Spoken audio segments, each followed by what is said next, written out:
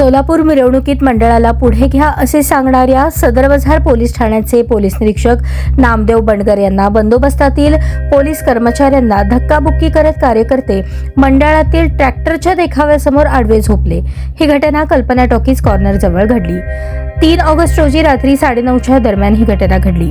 शिवाय 100 डेसिबलपेक्षा जास्त आवाज ठेवून पर्यावरण संरक्षणाच्या नियमांचे उल्लंघन केल्याप्रकरणी वीर फकीरा तरुण मंडळातील अध्यक्षांसह 9 जणांवर सरकारी कामात अडथळा पर्यावरण संरक्षण कायद्याअंतर्गत फौजदार चावडी पोलीस ठाण्यात गुन्हा दाखल झाला आहे।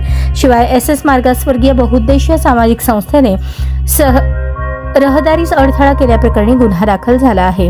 या प्रकरणी वीर फकीरा मंडळाचे अध्यक्ष आतिश राजू धडे, उपाध्यक्ष प्रेम जाधव, सेक्रेटरी ओंकार सैफन डोलारे, खजिनदार अनिकेत बागडे, आधारस्तंभ सौदागर सुधीर क्षीरसागर व इतर 4 ते 5 पदाधिकाऱ्यांवर गुन्हा दाखल झाला आहे।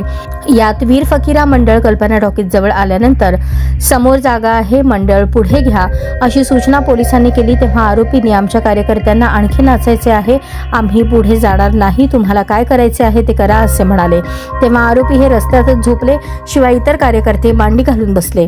याबाबत सहाय्यक फौजदार शेख यांनी सोमवारी रात्री फिर्याद दिली आहे। घटनेचा तपास फौजदार राधाजे उघाले करत आहेत।